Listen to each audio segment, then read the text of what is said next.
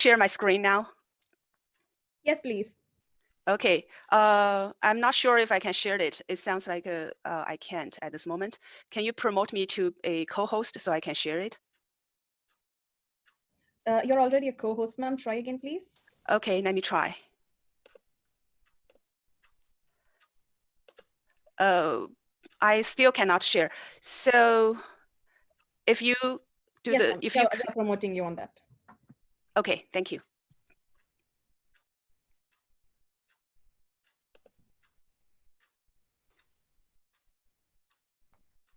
It's a early morning for me, so it's a little bit dark.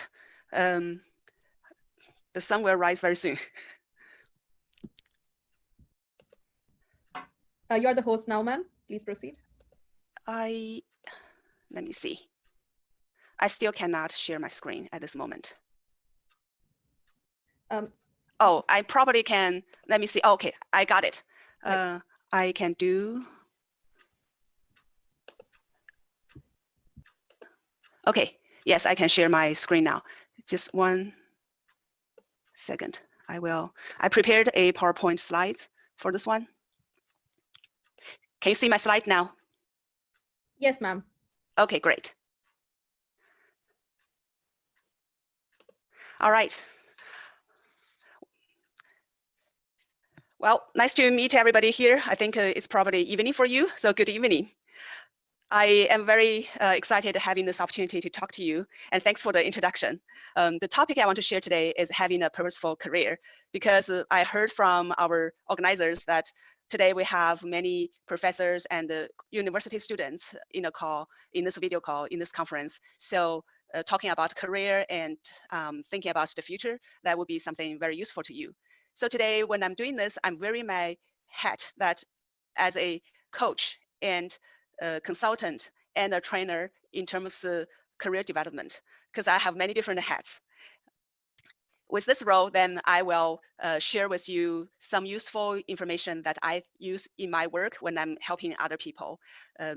Some frameworks or tools I think might help you. So I was an international student myself, and I now living in a beautiful city. Just 1 second. Okay, Seattle. That's where I am located. And some of you may know Seattle. This is a place where we have a lot of great companies. I worked in Microsoft full-time for many years, and now I still work there as a consultant. Here we also have Amazon and many other companies. The companies in Silicon Valley, the big ones, they also open their office in this area because they want to hire people here. The other thing, some other brands you may know is Bill and Melinda. They put their money and have the Gates Foundation. That's where a lot of people who want to help the NGO to do great work, they go to this place to work and to help more people worldwide. Of course, you know, Starbucks, Costco, and Boeing has a manufacturer here. They manufacture the 737 and many other types of big airplanes in the Seattle area. So in terms of going to school, I think just one tip for you, if you go to any other countries for university in the future for your higher education, I think one tip I share with you, because I was an international student myself, one thing I share with you is select a place where there are plenty of job opportunities. If they have a lot of companies there, then it's very possible that you can find internship very easily when you are there. And if if the city or the place does not have a lot of big companies, it's a university town, that's also fine. If you are working in, if you are studying in a top university, a lot of times, well, most likely, the big companies would go to those top universities and recruit interns as well as full-time jobs in the campus. So they will send recruiters there to interview people right there. So that's my tips for international students. And of course, in the Seattle area, we also have top universities. One of the university is the University of Washington. That's, I think, in some of the different rankings, is in the top 10 universities worldwide. Well, as the organizer introduced me, I want to just highlight a couple of things with my hat I'm wearing right now for you. As I mentioned, that today for this conversation, I wear my coach my coach hat, because I've done a lot of coaching, helping other people succeed in their company or their career. I've coached people from many countries in different career stages. Some of them are young graduates, just started their career. Some are engineers or people managers that they have worked for, a number of years, 10 or 20 years. And some are executives with many years of experience. Today, I want to share with you some tools that I think would be useful when I'm coaching others. The other thing is I want to just highlight here, we don't need to have one career in our life. We can make changes in our life because life is long, right? We now live longer time and we work longer time. For me, I think I already worked 25 years, and I think I can work another 25 years easily in some of the career I choose earlier. If you see in this second bullet point, I worked in many different companies. I just listed a couple of them, the ones that people may know the name. So on my side, selecting career, it's a journey. Your job, you can change it. If you know what you want, then that will be great, because you have a direction. You can march along in that journey. At different stages, you may choose to do different things. Even within the same company, such as Microsoft, because I worked around 10 years in Microsoft full time. At that time, I made many different transitions in different roles, because I wanted to have a very wide experience trying different things. So in the future, I'm able to run my own company. That was the goal I had many years ago. And I purposely changed my job. So another thing I want to also highlight here is we can be lifelong learner. University is not just that one place you go and learn. You can continue learn. For me, it's very important as part of my journey that continue learning new things and continue grow myself. And that's why I made my career transition from working in those big tech companies to open my own company and do things that I have never done before. For example, I was working in all those different roles, but I haven't been a coach, a formal coach kind of role before. So I started this role when I started my consulting firm. One thing I found myself really enjoy was when I was a manager in those big tech companies, I found I enjoy helping other people. I enjoy helping people grow. That's why I selected a coach as one of the job functions or the work I wanted to do when I started my own company.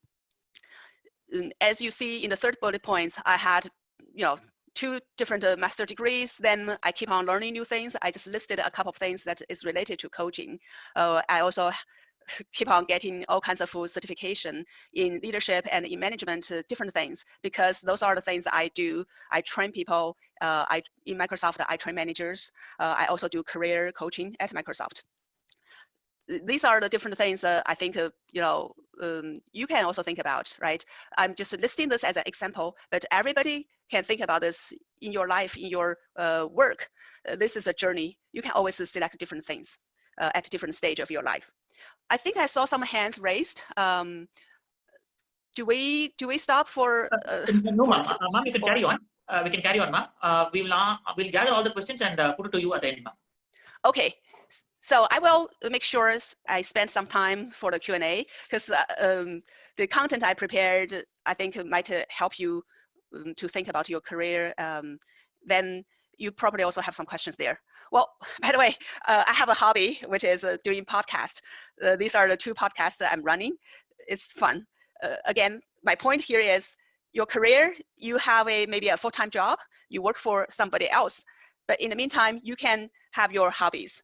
It can be something, my hobbies is, started from, I like to talk to people. I'm curious about people. Then when I have time, because I'm working part-time for Microsoft now, so I have time running my own company. And this is such as something I suddenly come up with the idea, let me do interviews through podcast, share a lot of other people's successful stories to worldwide audience. So I started with the Chinese podcast. Then I started an English one to tell people about China. I know India and China are now in conflict, so I will avoid that topic for now. All right, so coming back to the topic, the tools, the approaches about your career, think about how to have a purposeful career in your life. Here are a couple of things I want to share with you. These are just some of the approaches to consider. There are many different things you can think about, but these are the approaches or the aspects I think might help you to look into this career path or career journey and connect with something that is meaningful to you as a framework or as some useful guidance for you. First, listen to your heart. You can ask yourself, what do I really want? Then you can really search the meaning of your life and the purpose for your career. The best thing is if you're doing a career that you find the job you are doing is something that you find very meaningful, very significant to you, then that's the kind of thing you want to really focus on, because you will feel very energetic, very happy when you are working. For me, when I'm doing what I'm doing now in this career, in what I'm created for myself, I feel it's not really like working. It's play. It's just something I can do for many days, for many hours a day, and I'm not tired at all, right? I enjoyed it so much. And there are times that you cannot change your current job, or as a student, you're studying a subject that after you get into it, then you find, oh, it's not something I really wanted. Then you cannot make the change immediately. So what can you do? Well, the good news is you can still start from where you are to find more purpose in what you are doing today. Let me tell you a story of a client I've coached to help you understand this approach. The first one is listen to your heart, listen to yourself. What do I really want? I've coached a software engineer at Microsoft. He has worked for a couple of years and he's doing programming. And when he came to me, he said he was not very passionate about what he was doing. He thought, well, maybe I chose the wrong subject, wrong major at a university. I don't want to sit in front of my computer and coding every day. He said he was disengaged at work and was not very happy about himself. He did show up to work every day because Microsoft hire people who have a pretty good working ethics. Otherwise, you cannot stay here. But he was not feeling fulfilled, and he was not putting his best efforts to work. He wished that he could find the right kind of a job so that he could feel more fulfilled and happier. So that was the issue he was facing when he came to me. So what I did was I showed him this tool, the meaning and commitment quadrant. This tool I learned from Professor Thol.Thirumavalavan. He was the Harvard professor. He taught a very popular class, positive psychology, and people also call that class the Harvard happiness class. And in this chart, you can see the horizontal axis is the level of your commitment or motivation towards an activity. If your commitment is high, then you feel high energy and you want to put a lot of efforts in doing it. And the vertical axis is the level of meaning you think of this particular activity. If both commitment and meaning are low, which is the left bottom box there, then that's the drifting kind of a state of that activity, of what you are in that activity. And you have no purpose for that activity. You don't feel it's meaningful. You have no direction in what you are doing, and you are not really putting much efforts. And if the activity we're talking about is your work, then that means you perceive your work as something that you're just doing for a paycheck, right? You are just doing for the money. And you probably don't want, you're not excited when doing it. You don't feel very happy.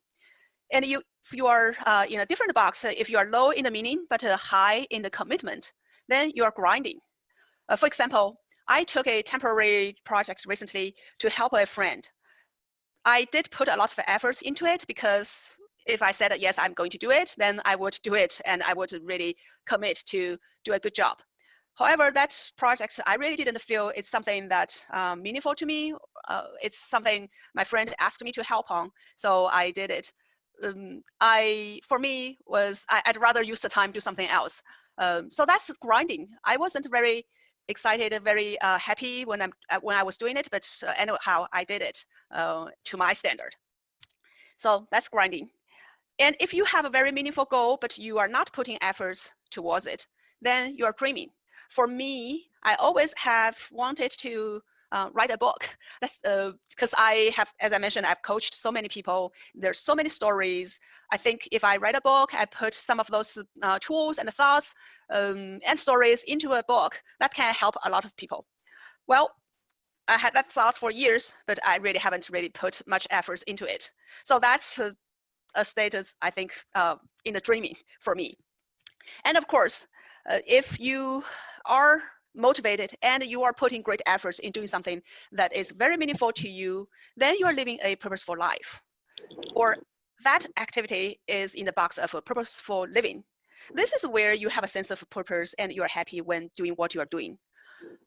I'm very lucky that my work is in this box now, and I spend most of my good time, weekend time, doing things that I think are very purposeful. The key here is, think about this different activities that we do through a day. There are times that we are in these different boxes, right? So I can, in a day, going through these different boxes. The very important thing is, well, it's totally fine that you are in different states for different activities, but the question for yourself is to think about, how can I spend more time in this top right corner box, the purposeful living? What kind of activities I can do that I am in this box? And how can I increase my time in that kind of activities?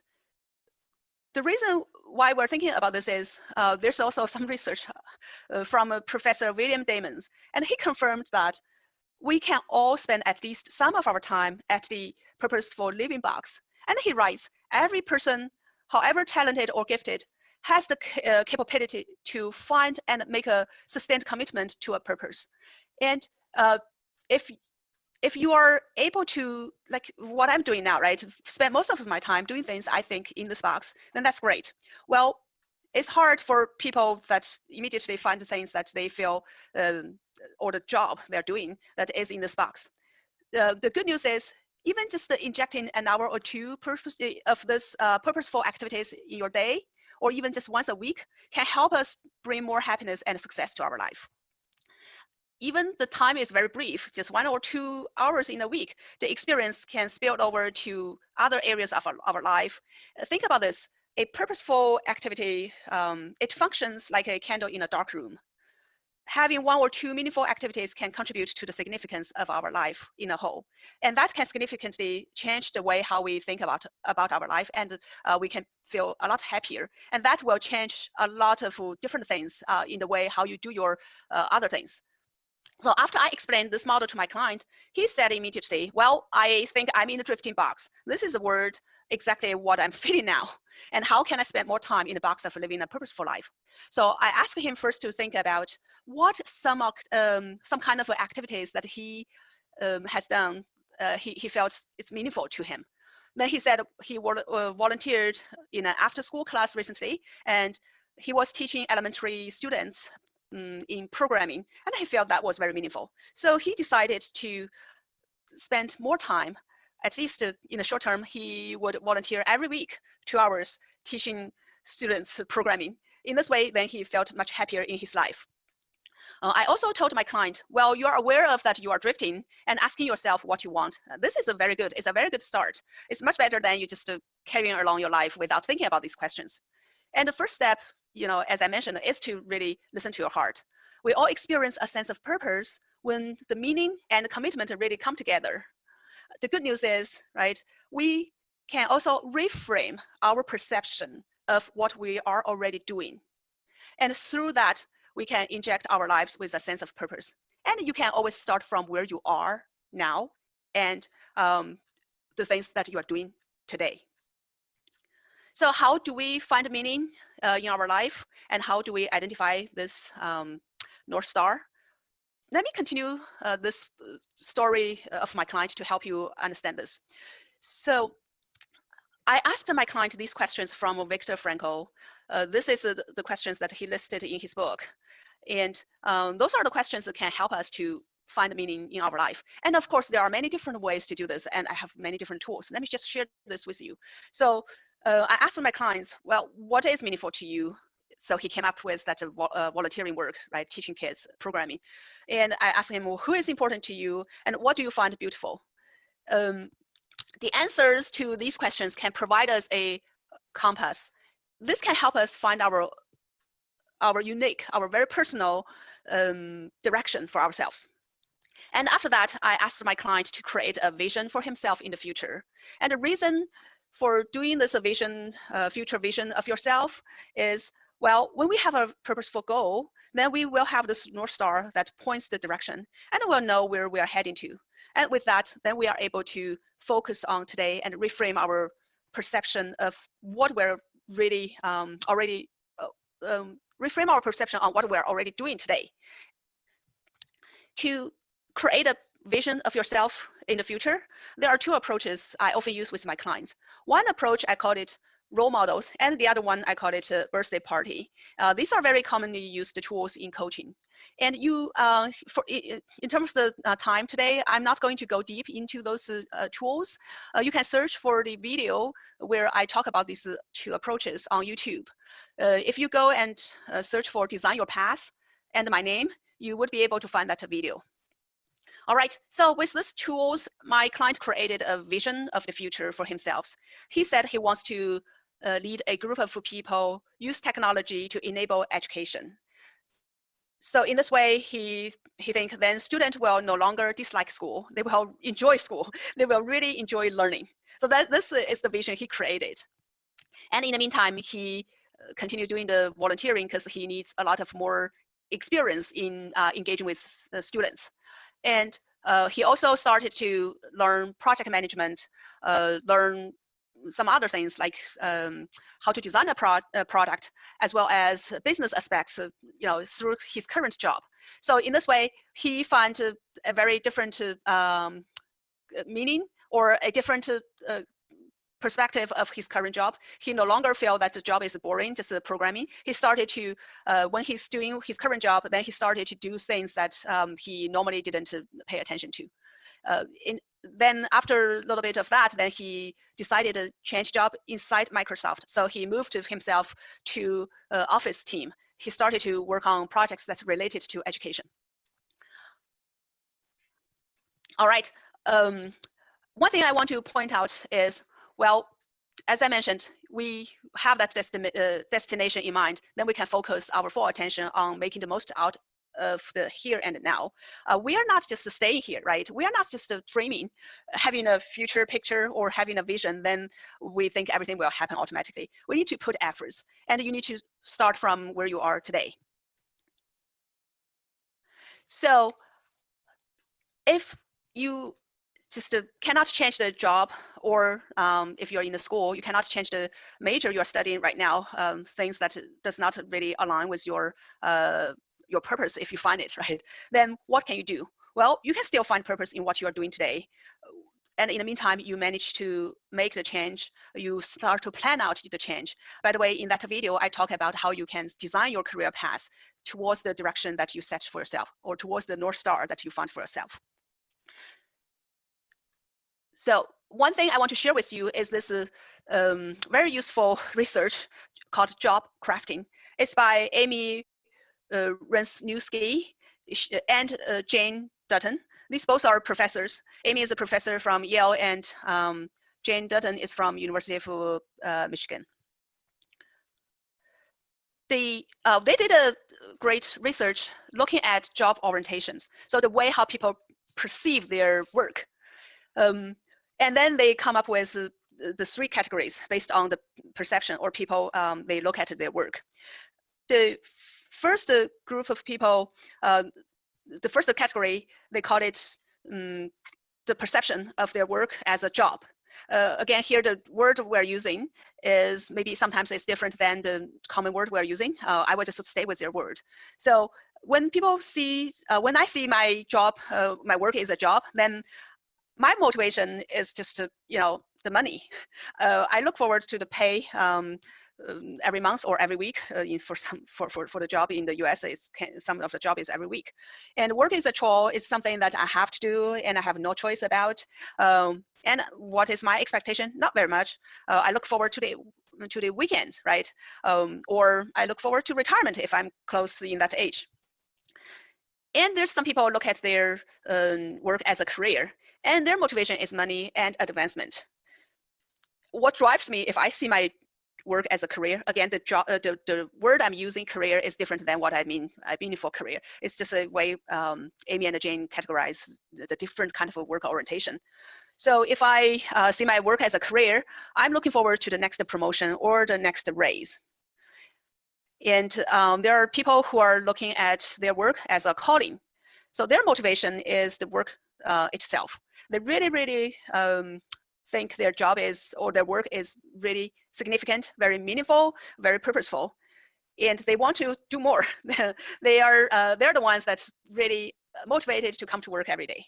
Well, of course, there are some days, even me, right? There are some days I just don't want to do work. I want to relax, or I want to do something else. But most of the time, they think the work is something that drives them. They feel that they want to come to work. So the perception of the work is calling. That's why they put these words for these different categories. So what Amy and Jane did was they took this framework and studied hospital employees. They studied the janitors, the people who in the hospital, they changed the bed sheets and cleaned the toilets, cleaned the floor. So they identified those who experienced their work as a job, as something that they did work just for the pay. Those people said, well, the work is really a chore. It's something I have to do. It's something really boring. And they look forward to the weekends, right? They look forward, well, go home after work. And they also find people that they look the same kind of things they're doing as a career. And for these type of people, the janitors, what's in their mind is they are thinking about, well, I want to be promoted to the head of the janitor, or I want to get more money, or I want to someday find a job that I think has higher prestige in my mind. So this is what they're doing.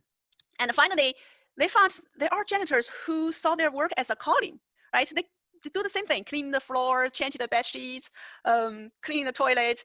So these are the people, they experienced the hours they spent at their work was very significant and meaningful. They see their role very differently. They think their role is helping the work of the doctors and the nurse to facilitate an environment that the doctors and the nurses can do a better job. And they also see themselves as the people that can help the patients have a better experience at the hospital and have a better mode or feel better, right? So they think they're also part of the equation helping the patient recover. And when they're doing their work, mopping the floor, they will stop and say hi to the patients. And when they clean in the patient's room, they add some new work for themselves. One of the the janitor, was just changing the pictures on the wall for the patients. They swap it with different rooms. And when Amy asked them, why do you do this? Well, that janitor said, I think this can bring some freshness into the room, and that can help the patient see something new. This probably can make them feel happier. So these are the different people we're doing the same thing. They have very different perspective of the work they're doing. And the research also looked at doctors and nurses and administrators in the hospital, and they also found people in these different categories. Well, not a surprise to us. They found more people, more doctors in the calling category compared to the janitors in the calling categories. And research also finds that similar patterns among other kind of job, such as engineers, teachers, restaurant employees, business people, etc. So through that research, Jane and Amy, they concluded, even in the most restricted and routine jobs, employees can exert some influence on what is the essence of their work. This means in most situations, whether no matter what we're doing, we can always look at our work differently, and we can always find some purpose in what we're doing. if I put this back to the model I shared with you by Professor Tal Ben-Shahar, and this is how you can put these two things together, right? The category of job is very much matching with the drifting, and the category of career is matching with grinding, and calling is matching with purposeful living. So if you are doing a job that you feel it's not fulfilling, or you feel that you are drifting, then you can think, how can I find a meaning or find something more purposeful in what I'm doing? Go back to my client. What he did was he found, even when he was doing programming, he found, well, I can always make this more, what I do better, so that I can help people increase their productivity. Another example is I have a, people can move through these different stages in their career, right? So for my client, then he managed to change his job internally at Microsoft. As I mentioned, he went to Office Group. So he's doing work which is very related to what he wants to do in the future. So that's what you can see. You can use this model to help you think about what you're doing today. How can you find yourself, find some purpose in what you are doing today, so that you can start from where you are now. And for students who are studying a subject, if you find it's not something that's exactly what you want to do in the future, it's still fine. You can, if you cannot change the major right now, you can think about, well, the learning itself is something that's very meaningful to you. You can learn the methodologies. You can train yourself as somebody that you can learn by yourself, or you can take some other classes that help you explore your career orientation. Okay, I want to really emphasize this point. Your mindset, the way how you perceive your job, your work, your mindset really decides how you frame your work. And you can always grow from where you are and from today. You just need to really help yourself think about what's the kind of mindset you want to, or what's the kind of perception you want to take with what you are doing today.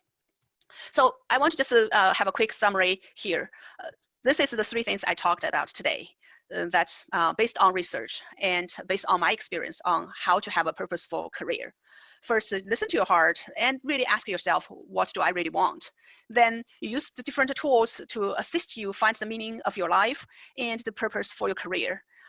You can create a vision for yourself. That's your North Star. That's the direction that you want to have in your marching towards. And if you cannot change your job or what you are doing today, you can still start from where you are and find more purpose in what you are doing today. And you can always grow from there. I hope this is very helpful to you. And if you have any questions or want to share your thoughts, please do this through the Q&A. You can also email me with the contact information in the slides. I hope I can, through some of those tools I shared with you, and also through the YouTube video, you can uncover your own potential, reach your goals, and live in a very meaningful, fulfilling life and have a wonderful career. Okay, I will stop here and open the floor for Q&A. Thank you so much, Michelle. It was very knowledgeable and enriching. The frames which you showed us was really new to us, and I think all of them will be benefited by this. I've just gathered a couple of questions from all of them so that you could answer. One major question is that, what is the best career that they can choose post-pandemic or during this pandemic? Yeah, so the pandemic, in my mind, is something just a short term. It may last for a year or two. Someday the vaccine will come, and then we will get over this, right? And then we may have some other type of pandemic or some other type of things that unexpected happen and will change our fate. Who knows? So instead of thinking about what is the kind of a career that is most important, or you can find a job in this COVID-19 pandemic time, I think go back to the point. Go back to this. You think about what is really something meaningful to you. That's something that you, if you find that, that's the North Star that you are having in your very long career life. Versus, well, today pandemic is there, then, I know in the US, for example, we're short of nurses and doctors. So US a couple of months ago was importing nurses from other countries, right? If you are a nurse, you come here to work and we give you green card. if that's something that you are interested in, it's something you feel very meaningful, then go for it. Maybe when the time that you finish your nurse degree, then pandemic is gone. It's no longer like today, it's in high demand. So I think the key for yourself is think about what is something that is more meaningful to you. Of course, pandemic helps people uncover, well, human beings, we need research, we need people working in this field to help we improve our health and to help with do this kind of research, etc. Yeah, so that's my point. Really listen to your heart, find things that is more meaningful, and look at the long term versus the short term. We have one more question, and I think I'll send you the remaining question over email so that you can answer, because it keeps flowing and we have the next speaker. So one question is, are the gig economy here to stay? And what can you comment on permanent jobs? You know, do we even have a chance to get permanent jobs? Permanent jobs is, well, for today's, especially for the younger generation, permanent jobs, probably most people don't really think about having a permanent jobs, because I've coached I think I've coached thousands of people. I don't know if many people want to have a permanent jobs, because as I mentioned for myself, I changed my jobs a lot, and I experiment. I think life is as I said, is a journey. In this journey, you have many opportunities. It's not just one shot, right? You do one thing, then you stay there. There are some jobs that if you find it very meaningful, you like it, you probably just stay there forever. I've coached people who have worked in the same company from the day they graduated from university. So that's to them, it's a permanent job. No, I wouldn't say that. Even in the same company, they change their roles. So people keep on learning. In companies like Microsoft, we encourage people change roles, right? Because if you keep on doing the same thing, then you will be bored and you are not learning new things. You are not growing. So we really encourage people, once you feel that you are not learning, then it's time for you to change role. When you are working for a big company, that's a good thing, because you can change roles within this company. Some of my friends are professors. They are doing the same kind of subject that they are studying, they're researching, they are teaching. They may see this as a more permanent jobs. Even with that, like, let me just use Dr. Ben Shahar, the one that come up with that model I shared with you. He said when he was teaching the happiness class in the course in Harvard, after a number of years, he started to feel boring because he was teaching the same subject. Then he found, well, then he found his purpose, right? He said, well, I think if I keep on learning and doing research and building new things and go deeper, that's where I feel more energetic. So even with his professor job, he continues research and he continues adding new things. Then after years of teaching that subject, positive psychology, the happiness class, he started some other things. He opened a